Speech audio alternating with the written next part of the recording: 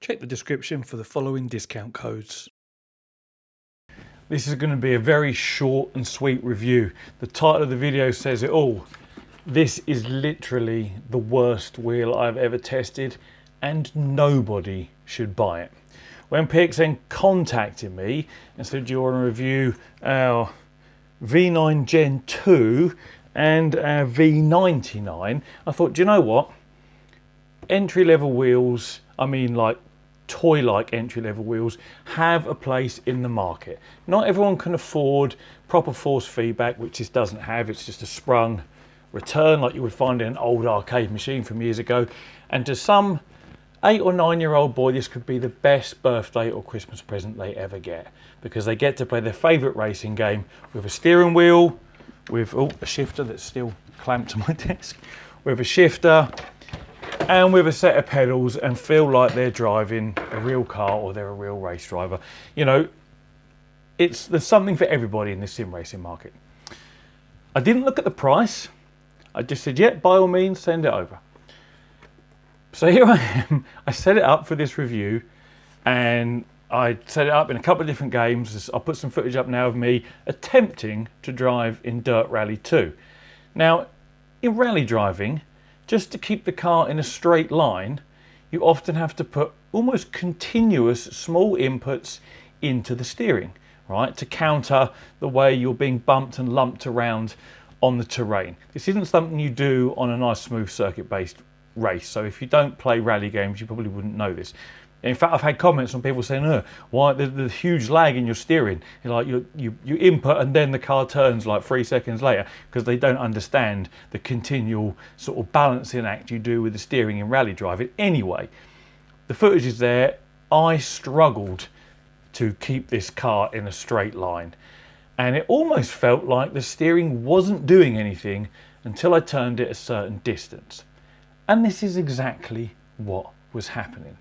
I've tried to capture this using my phone and bringing up the Windows USB game input screen so you can see, and then I've tried to capture, I'll put the footage up now, I've tried to capture the top of the steering wheel in the frame, that's why it's in portrait, and the little X you see in that box in the middle of the screen there, if you're not familiar with this, represents the axis, the steering axis. You'll see it eventually moves left and right as I'm moving the wheel. But what you can see is just how far I can move the steering wheel before it registers any input whatsoever. This is called a dead zone because it's dead. Nothing happens during this portion of movement on the steering wheel. I tried calibrating it to no avail. There is no drivers or PC software. It just registers as a direct input device or an X input device. It didn't make any difference what I did. This was the input that I had to deal with. And so this is why I struggled to keep the car in a straight line in Dirt Rally and any other title I played. There is literally this much play before it registers an input. You cannot race with this wheel, which is why I say it's the worst wheel I've ever tested and why I say you shouldn't buy it. What's particularly, now you might say, oh, maybe you've got a faulty one, Carl. Perhaps, but let's look at a few other things relating to this wheel and we'll probably all conclude it's just bad. So, first things first, we'll take a look at the box here and read out some of the product features. Equipped with a 16-bit magnetic encoder to quickly and accurately execute operation instructions. It's referring to the encoder that the wheel uses to measure its position. And apparently this is an upgrade over the first V9, hence this being a Gen 2. So it's supposed to give me, according to the website, ensuring precise control of the steering wheel during rotations and other operations. Well, as I've demonstrated, there is no precise control of the steering wheel. I would hesitate, I would hasten to say this is probably just on a potentiometer or something like that, because there's no proper force feedback. There is a physical stop that limits the rotation, and if you flick the switch to go between 900 degrees and 270 degrees, which is here, you can hear a physical movement inside, and it actually stops the wheel moving any further. So there's definitely no precise control. dual built-in motors in the wheelbase. This is for vibration. They just didn't work in Dirt Rally or ACC. I did not bother trying in the other games because you can't race with this wheel, so it's pointless. And then we go down to industrial grade leather wrapped steering wheel. So I looked at the wheel, I thought, oh, is it leather? And I'm like, this feels very rubbery for leather. Doesn't smell like leather, smells like rubber.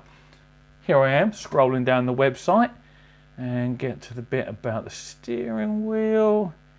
And it says, grip covered in TPE soft rubber, which is exactly what it is. So the box is full of crap, and the website disagrees with the box. I just don't think we can take anything that it says, you know, for real, so to speak. And thinking, you know, maybe I've got a faulty one and that's why there's a dead zone. I could well have a faulty one because perhaps that's just how their quality control is when the marketing on the box doesn't even match the marketing on the website, and you buy this believing it's going to come with a industrial grade leather wrap wheel, and of course you get it out of the box when you get it home and it's made of rubber, and then, like, you know, you happen to glance on the website and it actually says it's made of rubber. So there's lies basically on the box. It's not what you're buying. The website is more truthful. The 16-bit encoder I honestly don't think is right either, because even when I see it move in the USB inputs, it isn't smooth. 16-bit resolution is reasonably high, right? It should be a relatively smooth input. It isn't, even once you get beyond the dead zone. It's almost like the wheel is doing nothing until you reach that point and then it leaps to it from the center. It's just, I mean, you see the footage yourself.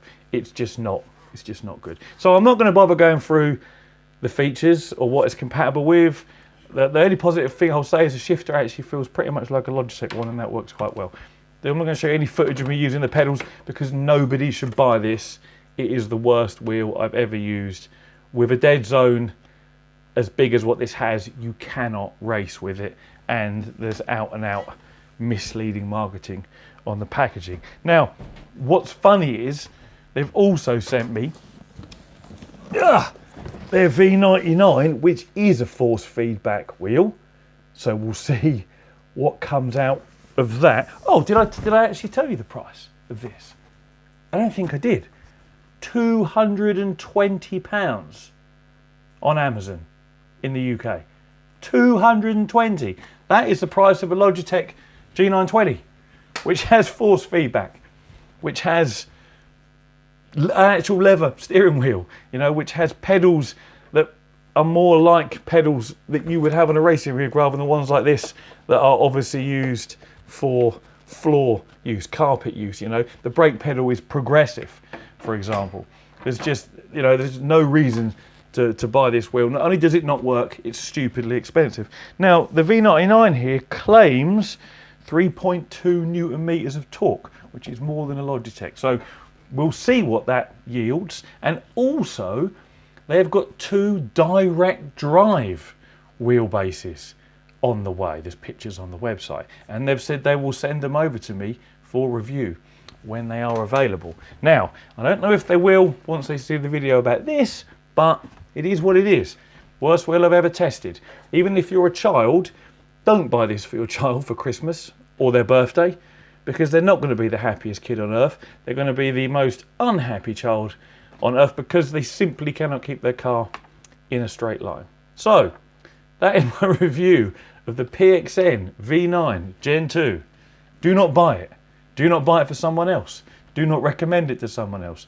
This is going to go immediately in my wheelie bin because the tip is where it deserves to be. As always, thank you very much for watching and take it easy.